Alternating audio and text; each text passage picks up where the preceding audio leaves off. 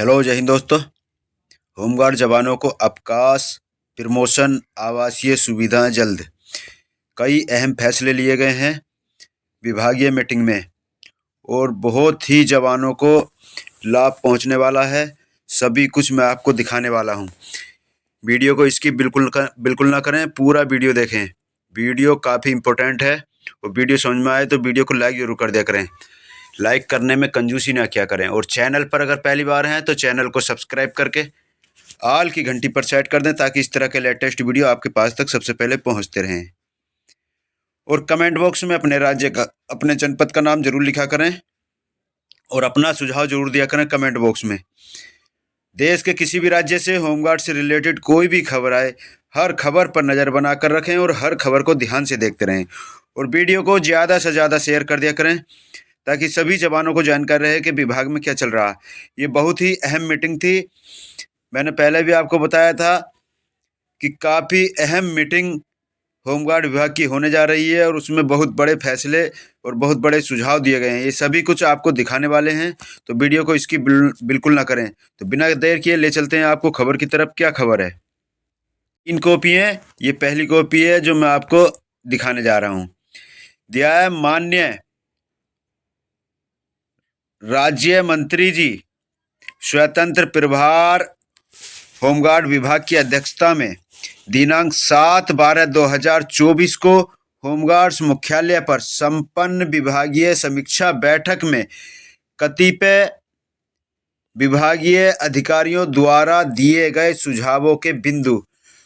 तो जो मंत्री जी हैं, होमगार्ड मंत्री जी, उनकी अध्यक्षता में एक बहुत बड़ी मीटिंग हुई जिसमें करीब करीब 58 बिंदुओं पर जवानों के लिए सुझाव दिए गए, जिसमें वैतनिक और अवैतनिक दोनों कर्मचारियों के लिए और अधिकारियों के लिए बहुत बेहतरीन सुझाव दिए गए हैं। सभी को ध्यान से देखना है।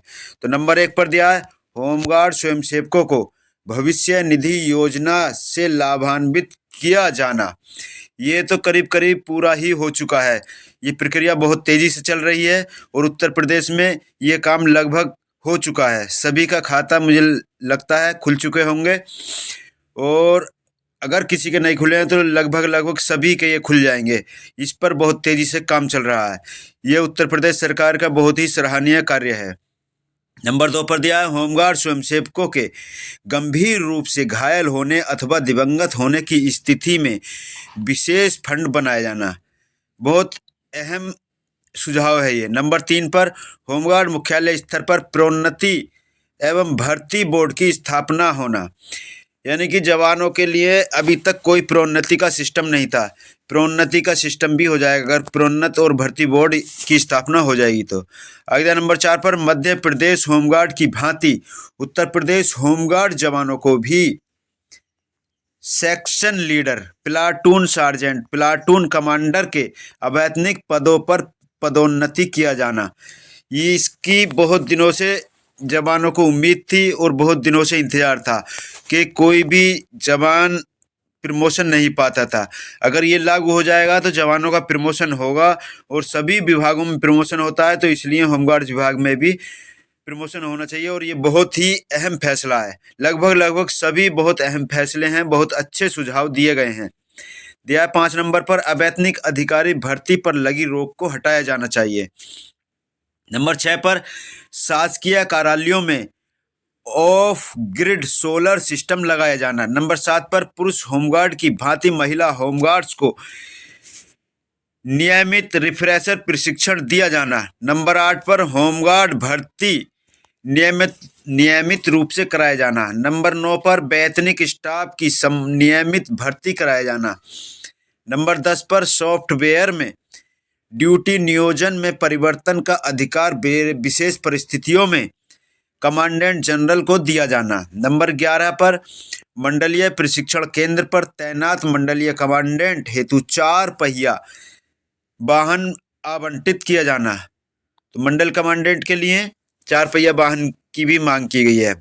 12 पर दिया है होमगार्ड स्वयंसेवकों हेतु जिलों में होमगार्ड्स बैरिक की स्थापना किया जाना। बैरिक तो थाना लेवल पर भी होनी चाहिए, इसकी भी मांग की गई है। इसे अभी कुछ मैं आपको दिखाने जा रहा हूँ। नंबर 13 पर राजस्थान सरकार की तर्ज पर महिला होमगार्ड्स को मातृत्व अवकाश देना। नंबर 14 पर ये बहुत ही अहम पॉइंट है। नंबर 14 पर राजस्थान की तर्ज पर होमगार्ड स्वयंसेवकों को एक पेड लीव देना, यानी कि एक छुट्टी कम से कम महीने में। इसमें खोला तो नहीं है, मुझे उम्मीद है महीने की होगी। ये पेड लीव का मतलब जिस छुट्टी का पैसा बनता हो। नंबर 15 पर राजस्थान की तर्ज पर प्रत्येक जिले में ट्रेनिंग सेंटर। नंबर 16 पर कुंभ मेले में अन्य प्रदेश के होमगार्ड की ड्यूटी लगाए जाना।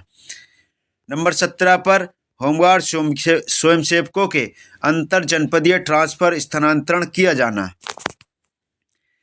और नंबर 18 पर जिला कमांडेंट के पास होमगार्ड का रिजर्व कोटा होना चाहिए, जिससे मांग आने पर कहीं लगाया जा सके।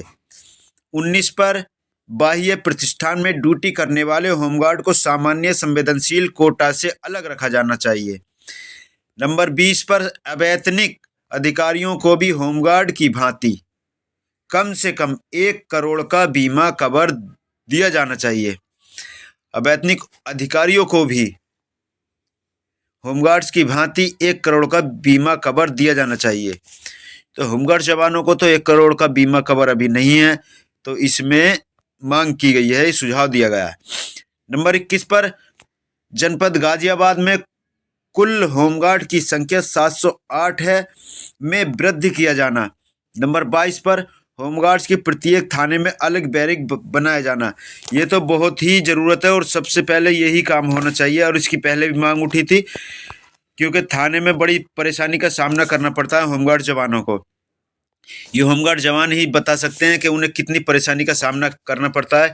किसी किसी थाने में होमगार्ड जवानों के बैठने तक का स्थान नहीं है। नंबर 23 पर सभी जिलों में कमांडेंट के नीचे निरीक्षक का पद अवश्य हो। 24 पर होमगार्ड स्वयंसेवकों को प्रति वर्ष 10 से 12 अवकाश प्रदान किया जाना। ये बहुत ज़रूरी है, अवकाश की बहुत ज़रूरी है, और कई राज्यों में हो भी चुका है, जैसे उत्तराखंड और राजस्थान में। नंबर 25 पर दिया होमगार्ड स्वयंसेवकों को इंसास राइफल की ट्रेनिंग दिया जाना। ये तो लगभग सभी जवानों को पूरा हो चुका है, कुछ ही बकाया बचे होंगे जिनकी नहीं हुई होगी। 26 पर जिला होमगार्ड कमांडेंट को 9mm पिस्टल दिया जाना। 27 पर होमगार्ड विभाग की मीडिया पॉलिसी बनाया जाना। 28 पर ड्यूटी सॉफ्टवेयर में सुधार की आवश्यकता, क्योंकि बहुत से जवानों की ड्यूटी लंबे समय तक एक ही स्थान पर लग जाती है। 29 पर प्रत्येक जिले में पुलिस लाइन की तरह होमगार्ड लाइन की व्यवस्था कराया जाना। 30 पर होमगार्ड स्वयंसेवकों के मानसिक विकास के लिए समय समय पर कार्यक्रम आयोजित किया जाना।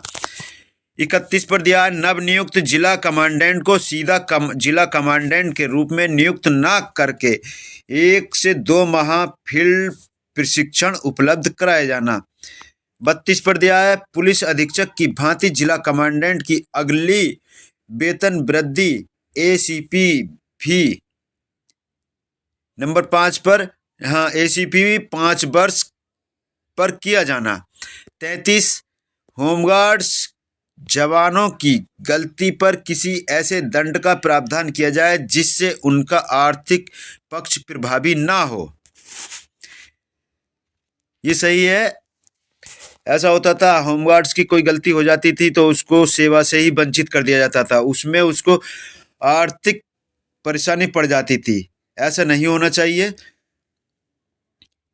क्योंकि आर्थिक परेशानी पड़ने पर जवान को बड़ी दिक्कत का सामना करना पड़ता है, उसे के परिवार के खाने पीने के लाले पड़ जाते हैं, क्योंकि इतना तगड़ा वेतन नहीं होता जवान का जो भविष्य के लिए बचा कर रखे।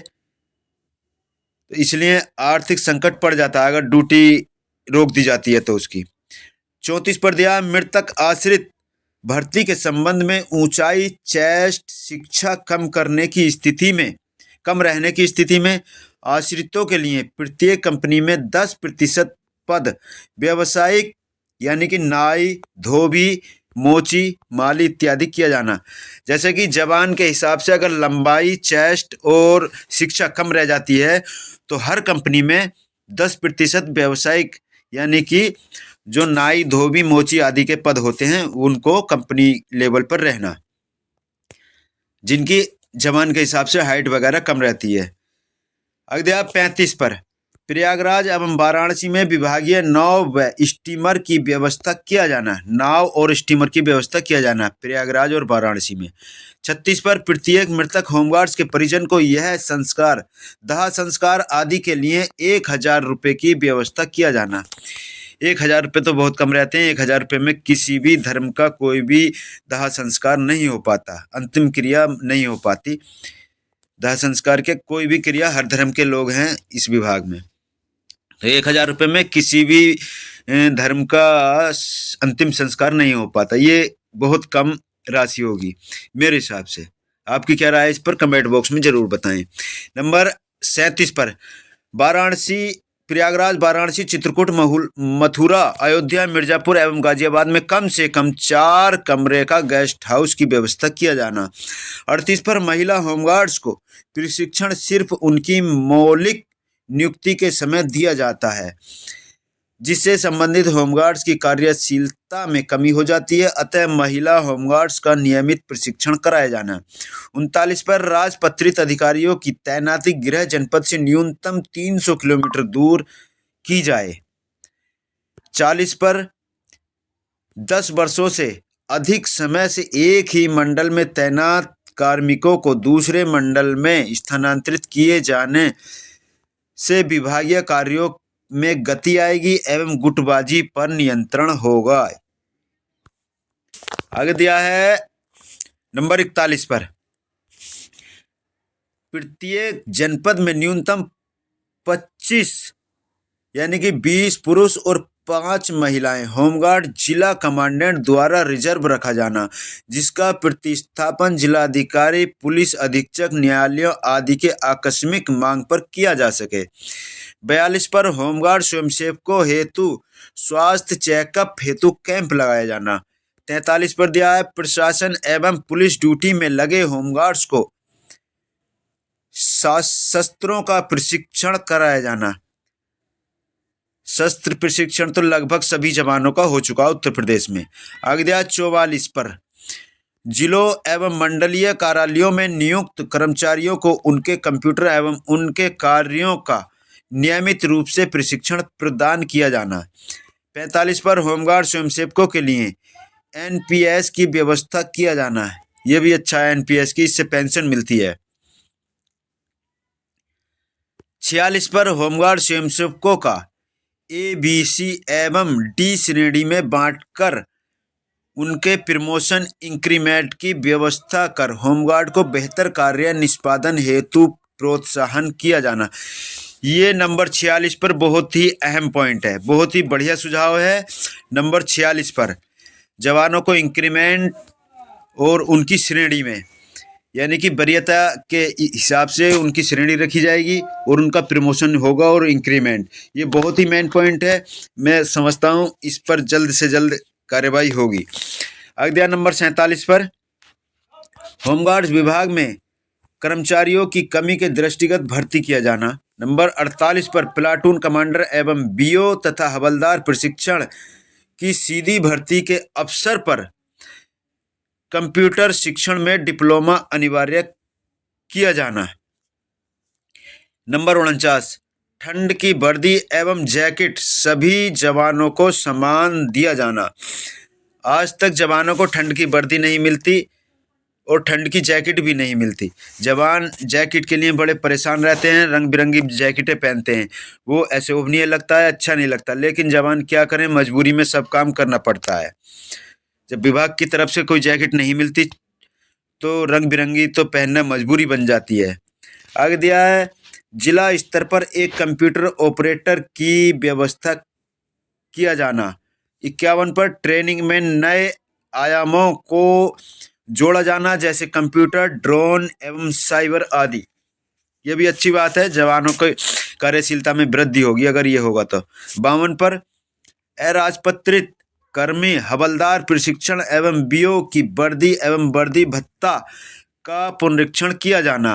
नंबर 53 पर मंडलीय प्रशिक्षण केंद्रों पर तैनात प्रथम श्रेणी के अधिकारियों और शासकीय आउटसोर्स से वाहन की अनुमन्यता किया जाना। आगे दिया 54 पर दिया है अवैतनिक अधिकारियों को होमगार्ड से कुछ अतिरिक्त अधिक ड्यूटी भत्ता दिया जाना। 55 पर दिया है गणतंत्र दिवस परेड में सम्मिलित होने हेतु जिला कमांडेंट को अन्य प्रदेशों यथा राजस्थान एवं पंजाब भेजा जाना। 56 पर सेवानिवृत्त होमगार्ड को उत्तराखंड होमगार्ड की तरह एक मुश्त सहायता राशि की व्यवस्था किया जाना। ये भी बहुत अहम पॉइंट है नंबर 56 पर, क्योंकि जवान जब रिटायर होते हैं तो वो खाली हाथ जाते हैं, उन्हें बड़ी मायूसी का सामना करना पड़ता है और बड़ी उन्हें क्या कह सकते हैं, शर्म सी महसूस होती है और आंखों में आंसू लेकर घर खाली हाथ जाना पड़ता है, क्योंकि बुढ़ापे का समय होता है और कोई कार्य क्षमता भी उसके शरीर में नहीं बच पाती। और खाली हाथ जाने पर जवान के आंसू ना आए तो क्या हो। तो इसलिए ये नंबर 56 बहुत ही अहम पॉइंट है। इन जो सुझाव दिए गए हैं ये बहुत ही सराहनीय सुझाव हैं और इन पर मुझे लगता है जल्द से जल्द कोई ना कोई कार्रवाई जरूर होगी। 57 पर दिया विगत वर्षों में अंतर मंडलीय खेल कूद प्रतियोगिताएं होती थीं, उसे पुनः आरंभ किया जाना। नंबर 58 पर होमगार्ड्स की बीमारी की दशा में मात्र 10,000 रुपये कल्याण कोष से दिए जाने के व्यवस्था है, जो गंभीर लोगों के इलाज हेतु अत्यंत न्यून है, मतलब कम है, कम से कम बहुत कम है 10,000, जिसे बढ़ाए जाने की आवश्यकता है। ये बहुत सही है, बहुत अच्छे, सभी सुझाव बहुत अच्छे हैं। मैं उम्मीद करता हूँ कि इन पर जल्द से जल्द उत्तर प्रदेश सरकार बहुत जल्द कोई ना कोई निर्णय जरूर लेगी। और आपका क्या सुझाव है इस पर कमेंट बॉक्स में ज़रूर लिखें और वीडियो को ज़्यादा से ज़्यादा शेयर कर दें ताकि जानकारी रहे कि विभाग में क्या है, क्या चल रहा है। तो इससे रिलेटेड जो भी न्यूज़ आएगी मैं आपको प्रोवाइड कराने की कोशिश करूँगा। चलते हैं, फिर मिलेंगे अगले वीडियो में। जय हिंद।